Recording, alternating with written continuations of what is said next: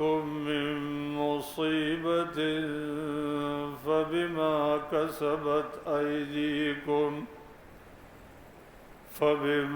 كسبت أيديكم ويعفو عن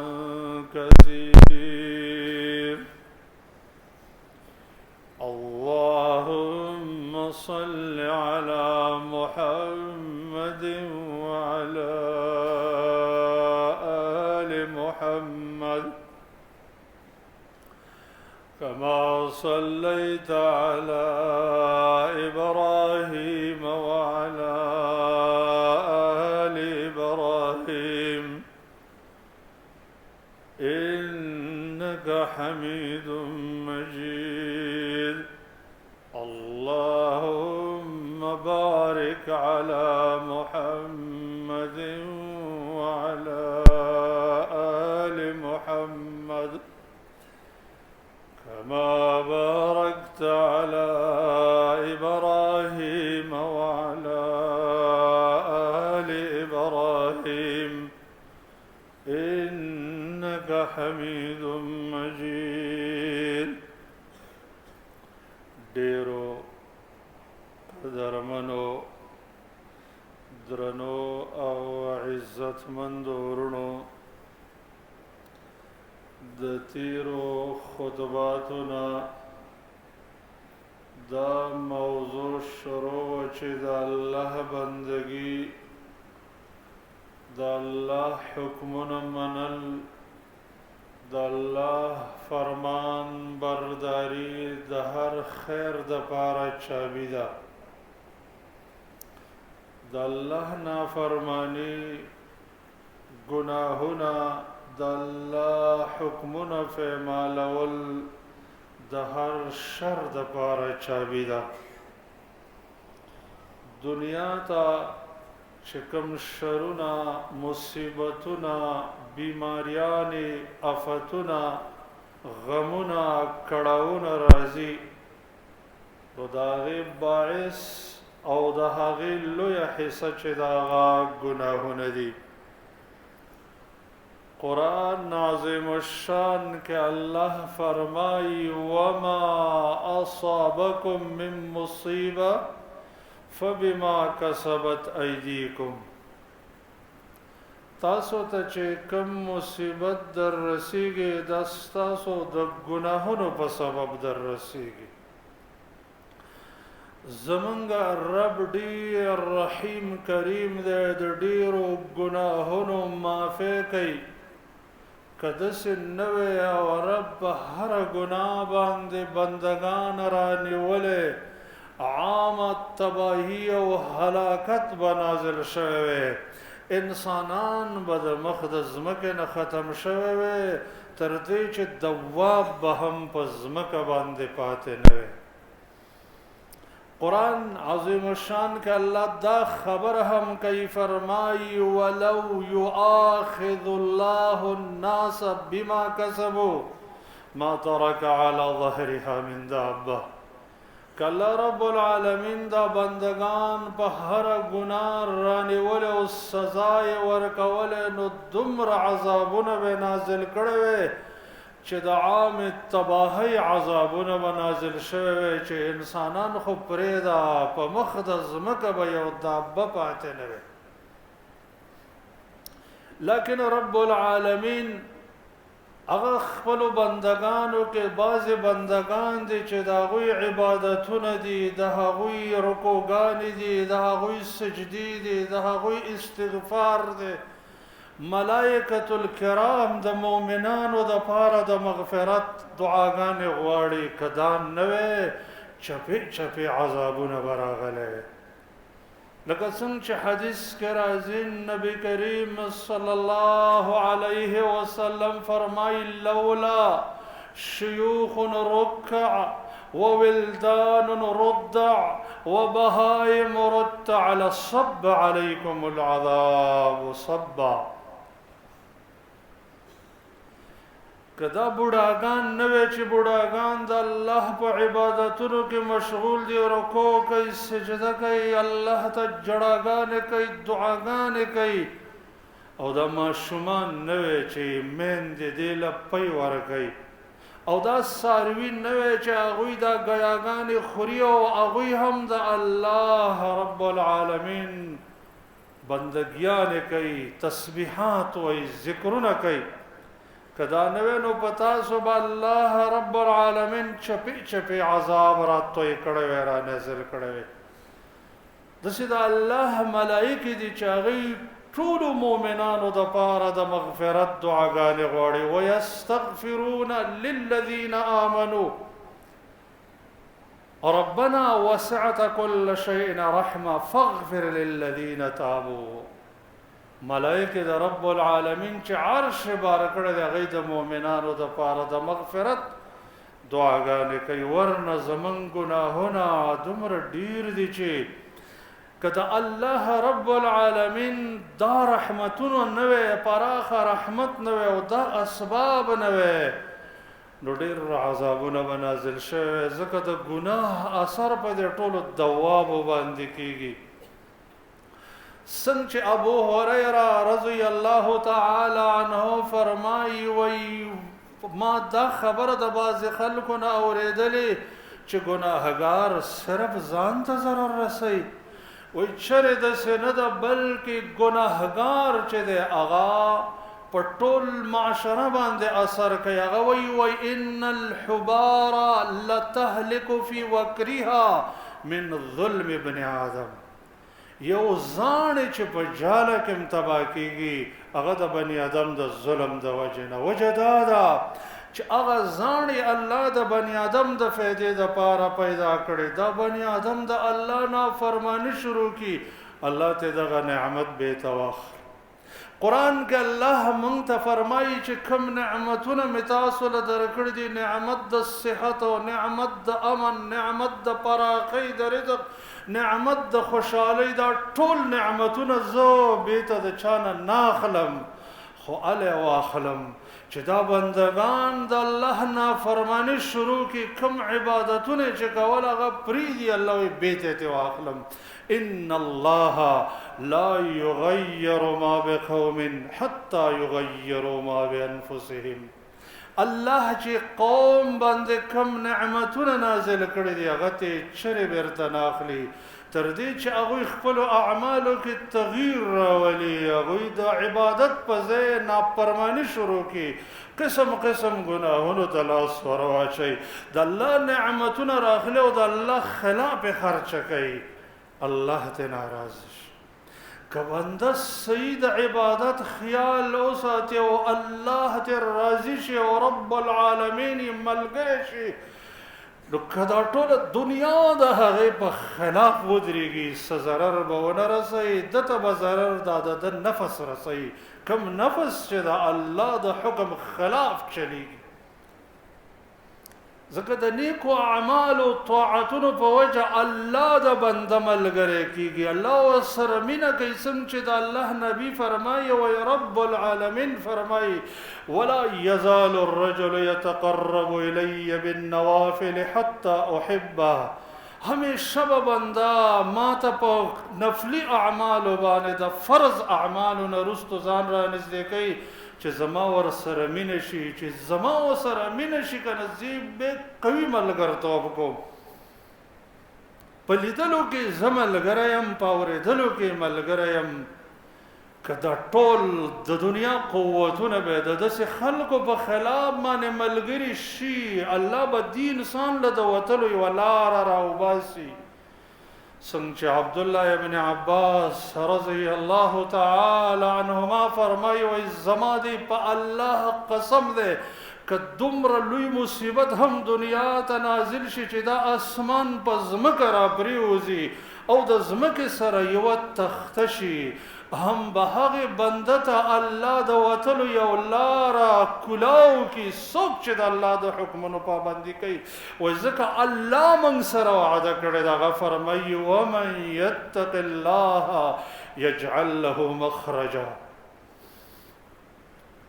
څوک چې د الله رب العالمین د حکمونو پابندي کوي او تقوا کوي الله ورته د وتلو لاره راوباسي بل ځای الله فرمایي ټول کارونه الله آسانوي ومن یتق الله یجعل له من امره یسرا الله بل ځای فرمایي چې رزقونه پراخه کوي او الله د هغه ځای نه د رزق انتظام کوي چې د خیال کې ناراضي سوچ کې ناراضي تاسو وګورئ د خپل دور قوي طاقتونه او قوي قبیلې ابو جهل د محمد مصطفی صلی الله علیه وسلم په خلاف را جمع کړو ټول قبیلې د دې نبی په خلاف باندې ودرېدل او د دې د مرګ منصوبې تیار کړه د الله نبی غار سور تراله او دا کفار د دې غار خلت را ورسېدل خلت ابو بکر صدیق رضی الله تعالی عنه او فرمایل چې اے د الله رسوله دا کفار زمون په دې سر باندې ګرځي کدی دې خپل قدمونو ته هم قدر ته وګوري نو مونږ ویني نبی کریم صلی الله علیه وسلم ورته یو تسلی بخش جواب ورکړي چې مؤمن په سوچ وکړي ټول ژوند دی بدلیږي ژوند ټول زندگی بدلیږي ټول پریشانی بدلیږي او د ټولو پریشانانو حل پکې پروت دی هغه دا دی چې اے ابو بکر الله د مونږ سره ملګری دی ځکه مونږ د الله د دین دعوت کوو دیو جنا زمون خلق خلاف کوي د الله د دین د پاره مونږ لګیایو څوک چې الله د هغه ملګری شي هغه ته به څوک ضرر نشه رسولی او ته وایي ما ظنک باثنین الله ثالثهما هغه خلکو باندې څه خیال دی چې هغه دوه کسان دي لیکن دریم ملګری الله دی الله چې د چا ملګری شي هغې باندې څه خیال دی نو الله د دې د قدمونو د لاندې پټ اوساتل او الله حفاظت وکړه په داسې حالت کې چې دشمن یې په سر ولاړ دی لیکن الله یې حفاظت بیا چې کله ابو جهل د په خلاف باندې د سلو اوخانو انعام اعلان کړ چې چا محمد رسول الله صلی الله علیه وسلم او ابو بکر قتل کړل سل اوخان ورکوم په دې وخت کې سراقه په نوم باندې یو لوی قوي پهلوان انسان چې د جنگ په ترتیب ښه پوهېدونکی و او هغه په حمله کول او نږدې را ورسېده ابو بکر صدیق رضی الله تعالی عنه فرمایي و یا رسول الله سراقه دی په موږ د حملې کولو دپاره نږدې رالی ابو بکر نبی صلی الله علیه وسلم ته بیا وایي ما ظنک باثنین الله ثالثهما د چا چې کومو دوو کسانو چې الله ملګری دی هغې باندې څه خیال دی چرې به په موږ حمله وکړي تر دې چې ځمکې د سراقه د اس خپې کش کړې تر دې چې زنګنونو ته ورسېدې ځمکه یې الله د ده په دفاع کې تایید کې استعمار کړه او د هغه د اس یې ځمکې کش کړه زما خوږو ورونو هغه رب اوس حی هم موجود دی حی لا یموت دی د هغه د نصرتونو خزانې ډکې دي د برکتونو خزانې ډکې دي د رزقونو خزانې ډکې دي هغه فرمایي که دا ټول بندگان په یو میدان کې ودرېږي او ټول خپل ارمانونه وکړي او د هر یو ارمان سر شي زما په خزانو کې دومره م څه نه کمیږي لکه ستن چې بحر ته ښکته شي او دا ستن د بحر نه څه شی کمولی شي دا ټول انسانانو ارمانونه که پوره شي نو زما په خزانو کې دومره م څه نه کمیږي لیکن نقصان من کې دی هغه دا دی چې من د الله نافرمانی کوو د الله بندګۍ کې سستی د الله طاعت کې سستی منځونه په ټیم باندې نشته خوږو ورونو د الله د کتاب تلاوت نشته د مسلمان سره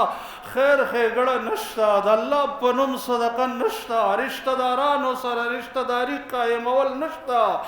بس نفرتونه دي او وحشتونه دي او مسلمان ته کنده کنستل دي او دروغ دي او دوکې دي غیبتونه دي او پراډونه دي څه به من کامیاب شو زما خوږو ورونو وسم اوبه د ورخه تېرې نه دي، موقع ختمه نه ده،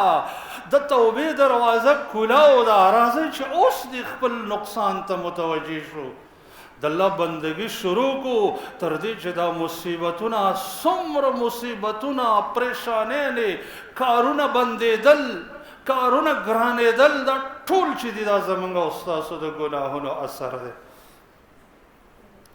ځکه د دې ګناهونو په وجه رب ناراضه کېږي، غضب او لعنت نازلوي. یو 50 ګناهونه خو امام ابن قیم رحمه الله الجواب الکافی کې یو ځای ذکر کړی دي چې په دې د الله لعنت نازلېږي. هغه ګناهونه زمونږ او ستاسو په معاشره کې ډېر په کثرت کې دي، ډېر چې یو د هغې نه به راوالو که نه، لکه خیرې دي، خیرې مسلمان ته خیرې کول، دا څونه زمونږ او ستاسو عام عادت دا دی چې په مسلمان لعنت او مسلمان ته خیرې. د الله نبی فرمای دا خیرې بره وخیږي او بیرته راښکته شي، که چاته دې خیرې کړي، په چا دې لعنت ویلی، نو په دې واقع شي که داسې نه وي بیرته په تا واقع کېږي. نو انسان د دې په وجه لعنتي وګرځي چې پاک مسلمان ته لعنت وایي، د هغې غیبت کوي، د هغې باندې لعنتونه وایي، هغې ته خیرې کوي په ناحقه باندې. زمونږ او ستاسو معاشره کې داسې م دي چې یو انسان سره څوک احسان ونه کړي، خلک راپاسي هغه ته م خیرې کوي، وایي ما سره احسان ونه کړه، الله دې مال تباه و برباد کړي، الله دې دې تباه کړي. نو دی اوس د خیرو مستحق دی. احسان خو یو مستحب عبادت دی، که تا سره کړی ډېره ښه ده، خو که یې ونه کړه نو ته خیرې مه کوه، صبر کوه، دعا ورته وکړه چې الله د خیر توفیق ورکړي. موږ ته د الله نبي د مثال په طور یو 15 صفات ذکر کړي دي. امام ابن ماجه رحمه الله حدیث نقل کړی دی په صحیح سند باندې، شیخ البانی رحمه الله صحیحه کې صحیح کړی دی. وی 5 خصال اذا ابتلیتم بهن واعوذ بالله ان تدركوهن. 15 بدترین صفات دي چې کله دا 15 ګناهونه تاسو وکړل کنه، 15 ګناهونه، خو زه د الله نه پناه غواړم چې دا 15 ګناهونه تاسو نه ونه شي، ځکه د دې ډېر بدترین آثار دي. بدترین یو لم تظهر الفاحشة في قوم حتى يعلنوا بها إلا فشى فيهم الطاعون والأوجاع التي لم تكن مضت في أسلافهم الذين مضوا. کله چې یو قوم فحاشي وکړي، بدکاري وکړي، تر دې چې پټه نه بلکې ښې ښکاره کړي، په دې فخر کوي، بلکې د خپلو غلطو اقداماتو ویډیوګانې وکړي، هغه خلکو ته شیر کوي، عام محضر کې کوي، د فحاشۍ مستقل چینلې جوړېږي، د هغې مستقل ترتیب پیجونه جوړېږي او خلک د هغې نه فحاشي عام کوي، په دې فخر کوي او ټول عمر د فحاشۍ روزګار فحاشي په امت کې خورول. نو په داسې قوم باندې داسې بیماریان راځي چې د هغې نوم نشان تا په پخوا زمانه کې اورېدلی نه. زما خوږو وروڼو، چې کله تاسو خپله دروازه ځان پسې را بنده کوئ او دا مو خیال وي چې بندګان موږ نه ویني، څه د خیال دی هغه ذات چې دا کور یې تاله پیدا کړی، دا تورتمونه پیدا کړي دي، څه د خیال دی هغه دې نه ویني چې ته وایې تورتم کې ناست یم، ما خو هېڅوک نه مومي.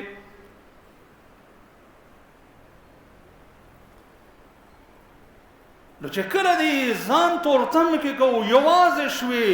او بالکل ګناه ته دې شوق کېده، نو داسې ووایه چې دا تورتم چې کوم ذات پیدا کړی دی هغه ما ته ګوري، زه د هغه د نظر نه غایب نه یم. ویرېږه ګنې داسې سختترینې بیمارۍ به در منې راشي، داسې وبا به راشي، داسې لاعلاجه بیماریانې براشي چې د هغې علاج نشته. دیو جن زما خوږورونو که تاسو کله هسپتال ته تللی یئ نو داسې بیماریانې به م لیدلې چې د انسان ته کرکه او نفرت کېږي. په ژوند کې سړي اورېدلې نه وي، دنیا ته نشر کېږي داسې پلانۍ بیماري. د الله نبي 1400 کاله مخکې موږ ته د دې سبب ښودلی دی چې کله فحاشي عامه شي بیا داسې راځي. او بیا د الله نبي موږ ته دا هم ښودلې ده چې فحاشي یوازې یو قسم نه ده، د سترګو خپله فحاشي ده، د غوږونو خپله فحاشي ده، د لاسونو خپله فحاشي ده، د قدمونو خپله فحاشي ده. هغه سترګې چې حرام ځای ته ګوري دا یو نوعه ده د بدکارۍ، هغه غوږونه چې حرامې خبرې پرې اوري دا یو بله نوعه ده د بدکارۍ، هغه لاس چې حرام ځای سره میلاویږي دا یو بله نوعه ده. او به خاص کر د دنیا کفارو دا عالمگیر فتنه د مسلمانانو معاشره کې سمه رایجه کړه. نو ځکه خو داسې بیماریانې راغلې چې هغه بیماریانې موږ او تاسو د پلار نیکه د وختونه د هغې نوم نشان نه و اورېدلی. بیا دویمه بیماری فرمایي ولم ينقص المکیال والمیزان الا ابتلوا بجور السلطان وشدة المؤونة. وی کله چې یو قوم په طول کې په پیمانه کې نقصان شروع کی، په هغې باندې الله ظالم حکمران مسلط کوي، په ډېر تکلیف ګټل شوي پیسه تې د ټکس په نوم باندې واخلي. موږ ډېر عمر د مسلمانانو شکایت دا دی چې یاره حکمرانان ظالمان دي، ظالمانه ټکسونه دي، په موږ باندې ظلم دی. ته خپل ظلم ته وګوره که نه، ستا په ګاهک باندې د ظلم وس رسېږي، ته په هغه ظلم کې 2 نمبر سیز په 1 نمبر باندې خرڅې، معیار پوره نه ورکې، قسم قسم ملاوټونه کې. نو چې ته داسې ظالم شوې، الله در باندې ظالم مسلط که. دا د الله وعده ده په خپل معظم کلام کې کړې ده، وکذلک نولی بعض الظالمین بعضا. الله فرمایي ظالم په ظالم مسلط کوم چې سم ته یې دغسې به در باندې مسلط کېږي. که د یو ظالم نه خلاصېدې بل ظالم، او که د بل نه خلاصېدې بل ظالم، خلاص به نه شي تر څو چې د خپل ظالم نه دې ځان بچ کړی نه چې هغه نفس دی. د دې نفس ظلم نه ځان بچ کا چې دا نفس د الله د حکم خلاف مه استعمالوه، چې الله رب العالمین به په تاسو نیکان خلق مسلط. بدرم نبی کریم صلی الله علیه وسلم فرمایي چې کله یو قوم هغه د الله او د الله د رسول وعده ماته کی او د وعده خلاف زندگی تیری، الله د دې دشمن په دې باندې مسلط کی. دنیا باندې ولی د مسلمانانو د دومره کثرت سره، د دومره ډیروالي سره د دنیا د ظالم حکومت دی. کله امریکا مسلط کیږي او کله روس مسلط کیږي، کله یو ظالم او کله بل ظالم. هغه ظالم د خپل کفر په کور کې حکم صادروي او د مسلمان په کور کې نافذوي. دا ولې د من د خپل رب حکمونه شاته وغورځول، رب نفاذ د رب قانونم په ځان باندې ونه منه، الله هغه ظالم په من مسلط. قرآن عظیم الشان کې الله رب العالمین د بنی اسرائیل د خپل دور بهترین خلکو د الله حکمونه منل، الله په من او سلوا غیبی رزقونه نازل کړل، دشمن الله تباه کو. خو ورته ویلو چې خبردار ورا ای بنی اسرائیلو، تاسو به 2 کرته د الله د حکمونو نافرمانی کوئ او 2 کرته به در باندې داسې داړه مار مسلط کوم چې ستاسو سمه بې عزتي به کوي. نو زما خوږو ورونو، الله نافرمانی چې هغه یې وکړه، الله په بخت نصر مقرر کو. سنحاري په نوم باندې یو بل بادشاه و، هغه یې پې مقرر کو. تبعی وکړه، یا د قسطنطنیه چې چا جوړه کړې ده، د دې جوړونکي قسطنطین بادشاه په الله مسرت کو داسې بې عزتي ونه وکړه چې د کورونو نه نر ښځه به رایستله او هغه به یې قتلول چې نن هم بیا د هر څه موږ ته قرآن کې پراته دي خو عمل کوونکی انسان پرې نشته پیدا اخیستونکي کم دي زما خوږو ورونو وانا من اشدکم تقصیرا دا زه چې وایم کاش چې زما د زړه ته دا خبرې کته شي نو د دې خبرو به بیا بل اثر وي او زبم کمال ته ورسېږم وانا من اشدکم تقصیرا مونږ خو ډېر نقصان کې پراته یو ستاسو نه زما خوږو ورونو وجه دا ده تاسو ته چې د دین څونه مسایل معلوم دي ډېر تاسو عملي کړي دي او موږ داسې نقصان کې پراته یو چې موږ ته د دین څومره مسایل معلوم دي ډېر پاتې دي د عمل نه موږ خو ډېر نقصان کې پراته یو دیو جن موږ ډېر کرته یریږو الله دې موږ په خپل فضل بچ کړي چې محمد رسول الله صلی الله علیه وسلم فرمایي د معراج په شپه باندې زب یو قوم تیریدم مررت لیلة اسری بی علی قوم تقرض شفاهم بمقارض من نار د معراج په شپه باندې زه په یو قوم تیریدم چې د هغوی شونډې د اور په کنچنو کنچې کېدلې معرض وکړه چې جناب دا څوک دي ما ته ویله چې دا هغه خطیبان دي چې هغوی خلکو ته خطبه وایي دین ورته بیانوي او په خپل ځانونه یې کړي دي خپله د الله حکم نه مني د الله نبی فرمایي د قیامت په ورځ به یو انسان راوستلی شي جهنم ته به وغورځولی شي د ډېر شدت د وجې نه به یې خېټه اوچ وي په دې خېټه به داسې اوچ ورویلي لکه میچن چې تاویږي جهنمیان به تماشې ته راشي چې راشي دا به د قوم خطیبي چې ډېر خلک د ده په خطبو اصلاح شوي دي خلق به دې پوښتنه وکړي چې یا فلان الست تأمرنا بالمعروف وتنهانا عن المنکر فلانیه تا خو موږ ته د نیکو حکم کوو که نه او د ګناهونو نه دې منع کولو هغه به ورته وایي ما تاسو ته حکم کوو خو خپل ځان مې یاره کړی او ما تاسو د نیکو نه منع کولی تاسو ما ته د ګناهونو نه منع کولی او دا ګناهونه مې خپله کول او د نیکو نه مې درته حکم کوو دا نیکۍ مې خپله نه کوله الله دې موږ په خپل فضل بچ کې ورنه مخکې حالت ډېر ګران دي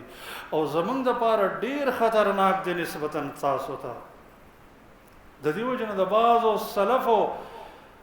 وینا وی که چرته د قرآن کریم دا حکمونه نه وی چې دا دین بیان کوي او دا نه وی چې د الله دین مه پټوئ وی والله دا دومره سخترین خبرې دي او دومره سخترین وعیدونه دي چې د چا به جرأت نه وی شوی چې منبر ته راوخېږي خلکو ته خبره بیانومه دا خپل ځان نه پېژني چې زه څومره ګناهونو کې یم او بس الله ستیر ذات دی په موږ یې پردې راچولې دي که دا نه وی د بعضو سلفو قول دی وایي چې که د الله پرده په موږ باندې نه وی چا به راسره خبرې نه وی کړی دومره ګناهونو کې موږ یو خو رب العالمین نه د معافۍ طلب کوو یا الله څنګه چې د رامنې پرده راچلې ده داسې معاف هم کړې نو بیا بله وجه بیانوي نبی کریم صلی الله علیه وسلم فرمایي وایي کله چې د امت د مسلمانانو حکمرانان قرآن او سنت فیصلې په خلکو کې نه کوي د ځانه جوړ شوي فیصلو باندې د خلکو رعیت فیصلې کوي الله په دوی کې خانه جنګي راولي خانه جنګي په دنیا کې چې نن همدغه وجه ده چې قرآن او سنت چې دی هغه دوړو وهلی ګرد غبار پې پروت دی په دسمالونو کې تړل شوی نظام د قرآن او سنت نشته ورور د ورور دشمنو تربور د تربور دشمنو یو کله د بل کلي دشمنو اختلافات دي چې نه ختمیږي تر څو چې قرآن او سنت هغه رسۍ ده چې مؤمنان د دې رسۍ په وجه ورونه ورونه جوړیږي د یو جسد په شان جوړیږي چې موږ دا وغورځوو نو ځکه اختلافات ډېر دي او پنځمه او فرمایل چې وما منعوا زکات اموالهم الا منع القطر. کله چې یو قوم زکات نه ادا کوي الله په هغوی بارانونه بندوي، هغه برکتونه چې د باران په وجه نازلېږي هغه ختمېږي. زما خوږو ورونو، څنګه چې د الله نبی موږ ته د دنیا عذابونه ذکر کړي دي چې دا د ګناه په وجه دي، داسې د الله نبی د قبر عذابونه موږ ته ذکر کړي دي، او د الله نبی په خوب کې هم د یو څو ګناهونو آثار لیدلی چې د قبر په دغه سخترینه زندګۍ کې هغه خلکو ته ورکولی شي. امام بخاری رحمه الله په خپل صحیح کې روایات نقل کړی دی، وایي زه د شپې اوده وم، دوه ملایکې ما پسې راغلي، زه راپاڅولم، زه روان کړلم، ګورم چې یو قوم ته ورسېدم، یو کس ته ورسېدم چې هغه په سټ باندې پروت دی، ستونې ستا پروت دی، او یو کس هغې ته ولاړ دی، دا سر ولا په ګټه باندې ولي، دا ګټه ترې لرې ځای پورې اورغړي، دا چې بېرته هغې پسې ورځي د ده د دماغ بېرته رایوځای شوي او بیا یې ولولي. ما چې دا حالت وګته زه سخت پریشانه شوم. ما پوښتنه وکړه چې دا څوک دي؟ ما ته ویل لږ مخکې لاړ شه. چې مخکې لاړم ګورم یو سړی پروت دی او یو کس هغه ته ولاړ دی، چاړه ورسره ده، دا وښکې ورله، دې وښکې کې چاړه واچوئ تر غوږه پورې څیرې کړي، بیا چې دا څیرې کړي بیا دې بل وښکې کې چاړه واچوئ دا تر غوږه پورې څیرې کړي، بیا دې یو پوزه کې چاړه واچوئ تر غوږه پورې، بیا دې بله پوزه کې، دا بله چې غوڅۍ اولنۍ بېرته روغه شوي بیا پکې چاړه واچوئ. ما چې دا حالت ولیدې ما سخت هیبت زده شو. ما ویل چې سبحان الله دا څوک دی؟ ما ته ویل لږ مخکې لاړ شه. زه مخکې لاړم ګورم چې د وینو یو نهر را روان دی، یو کس د وینو په دې نهر کې لامبي او دا وینې زوی تیریږي، او یو کس د دې نهر په غاړه باندې ناست دی، ګټې ورسره دي چې دی د وتلو اراده وکړي، په دې ګټې ولي او ګټه وله دې خوله کې ورننه باسي. ما چې دا حالت ولې سخت ویرېدلم. ما ویل چې سبحان الله دا څوک دي؟ ما ته ویل لږ مخکې لاړ شه. لرې لاړم ګورم چې یو تنور دی چې لاندې سر ډېر پلن دی او بره سر چې دی هغه ډېر راتنګ دی، نارینه او زنانه پکې بربنډ پراته دي او د اور لمبې پرې راشي او چغې وایي. زه چې ورښکاره شوم ما سبحان الله ما نهاولی دا څوک دي؟ بیا لږ مخکې لاړم نو ومې کتل چې یو انسان دی، د هغې د مخ دا یو طرف سم ښکلی دی او دا بل طرف یې سم بدرنګ دی.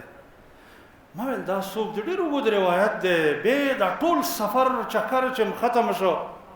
بیا مې ورته ویل ټوله شپه مې وګرځولم، اوس راته بیان وکړه که نه.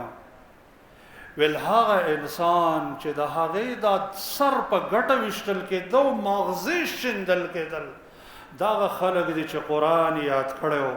بیا قرآن بېرته یر کړه، تر دې چې د مسجد سره تعلق پرېښود او مانځل هم نه راته، د دې انسان دقه سزا ده. کوم انسان چې قرآن یاد کړي او بیا قرآن بېرته پرېږدي د هغې دغه حال دی، د برزخ حال یې دا دی. او دویم یې راته وویله چې دا چاړه چې خوله کې اچول کېدله دا هغه انسان دی چې دروغ ووایي او دا دروغ د دنیا کنجو کنار ته ورسوي. او نن د دې عالمگیر فتنې په وجه باندې که نه د انټرنیټ فتنه چې ده چې څومره دروغ ویلی کېږي او نیکان صالحین هم په دې کې شریکېږي، ځکه د دوی په یو بټنه وهلو باندې هم دا دروغ دنیا ته رسېږي. سبحان الله. هغه انسان چې د وینو زو په نهر کې لمبلي مال دا څوک دی؟ ویل دا خو سودخواره دی چې څوک سود کوي. او نارینه او زنانه چې تنور کې بربنډ پراته او د اور لمبو وهل مال دا څوک و؟ ویل دا خو بدکاران دي چې څوک بدکاري کوي، دغه حال دی. زما خوږو ورونو مخکې د ګناهونو لږ غونته کې یو خوند شیطاني لذت تاله درکوي چې دې کې یوه مزه ده. حال دا د ستا ژوند تباه کوي، د ژوند نه دې برکت ختموي، د رزق نه دې برکت ختموي، د اولاد کې دې سرکشي پیدا کوي، او قسم قسم غضبونه عذابونه لعنتونه پتا نازلای خیر دغه خون چې تا ته په حرامو کې ملاويږي دا د حلالو نه پوره کا او د الله د قهر او غضب نه اوریږي زما خوږو او قدرمنو ورونو وسم زمون رحیم کریم رب دې د توبې دروازه کولاو دا